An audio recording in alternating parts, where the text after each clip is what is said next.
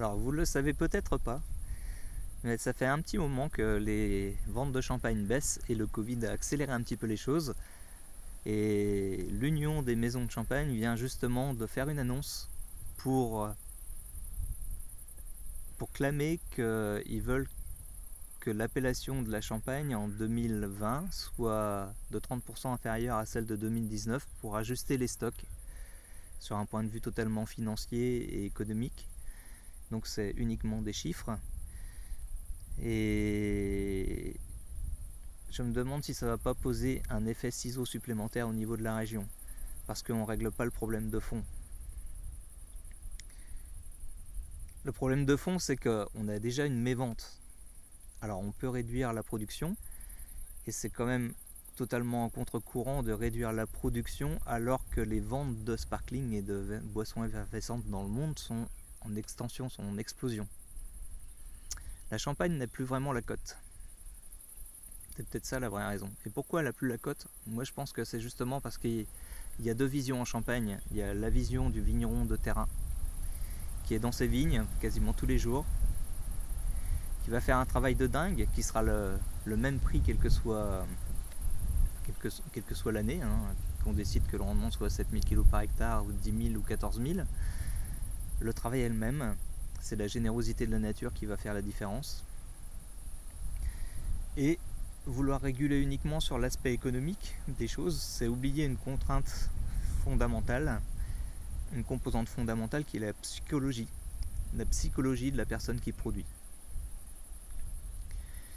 Et moi, cette psychologie, je la trouve pas du tout prise en compte. Aujourd'hui, quand on veut négocier des ventes de vin clair, des ventes de raisins, on se retrouve toujours face au même discours où, quel que soit le travail qualitatif, en fait, tout le monde est rémunéré à la même enseigne.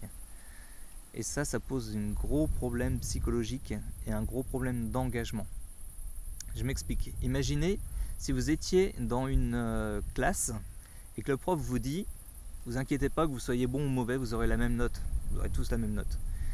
Est-ce que vous pensez que le jour où il va y avoir un devoir surveillé, les bons élèves auront potassé leur cours pour avoir la meilleure note?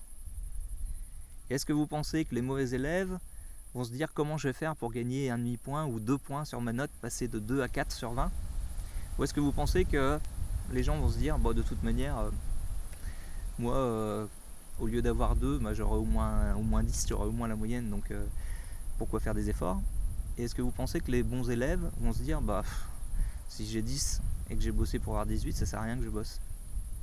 Moi je crois que cette dimension psychologique elle est primordiale, parce qu'aujourd'hui on n'a pas un système qui soit différenciant en Champagne, suffisamment différenciant et suffisamment motivant pour que les personnes s'impliquent pour vraiment aller chercher la qualité de leur production, vraiment aller chercher le potentiel du terroir, vraiment aller chercher une maturité de raisin qui récompense, vraiment aller chercher une cueillette triée avec un bon état sanitaire pour avoir des champagnes d'exception. Et c'est le gros problème de la Champagne aujourd'hui. C'est-à-dire qu'il y a des tas de champagnes aujourd'hui, quand on les met en concurrence avec des effervescents du monde entier 2 fois, 3 fois moins cher, ils ne tiennent pas la route les champagnes, quoi. Donc il y a un moment, je pense qu'il faudrait déjà régler cette question de fond. Comment on fait pour que la filière soit valorisée, avant de valoriser le produit, alors que parfois c'est du vide dans le produit? Comment on fait pour faire ça? Et je crois qu'il y a vraiment besoin que la filière se pose des bonnes questions, parce qu'on ne résoudra pas une crise en étant en situation de crise. C'est-à-dire que moi je suis persuadé que si les ventes s'effondrent, donc la vision de ce qui se passe à l'extérieur, on voit les chiffres qui baissent, pour moi c'est le reflet de ce qui se passe à l'intérieur. C'est-à-dire qu'à l'intérieur, on ne fait pas le taf, on ne donne pas l'envie, on ne donne pas les moyens, on ne donne pas la récompense aux gens pour le travail qui a été accompli, qu'ils se sentent rémunérés à leur juste valeur. Le fait de penser uniquement en finance, pour moi c'est une grosse aberration. Alors, je sais qu'il y a des grands groupes en Champagne avec des moyens financiers, des actionnaires et tout ce qu'il faut. Donc on a une forme de protection en Champagne, mais qui se retourne contre nous parce qu'on est dans une vision purement financière, même si on a un marketing qui est bien pensé, même si on a des packagings qui sont bien pensés, même si on a une très bonne communication pour laisser croire qu'on a un produit hautement qualitatif. Et pour moi on est un peu loin du compte, selon mes valeurs en tout cas.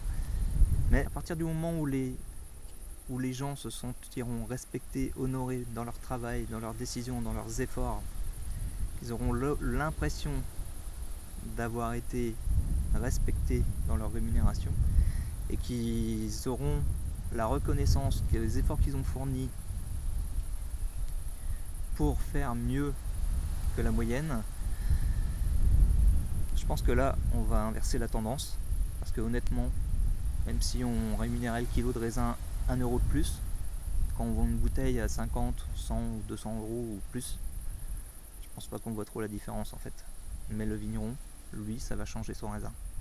Et ce qu'il va y avoir dans la bouteille, le consommateur, il va prendre une sacrée claque si on se bouge en Champagne. C'est une région qui a un très fort potentiel, un potentiel énorme, et moi ça m'ennuie de la voir autant endormie, même s'il y a quelques individus qui se sont réveillés, même s'il y a des maisons qui commencent à booster leurs équipes, à les driver, à faire évoluer des choses. Tant qu'on restera dans une logique financière dominante et qu'on ne prendra pas l'humain en compte à sa juste valeur, on aura tout faux.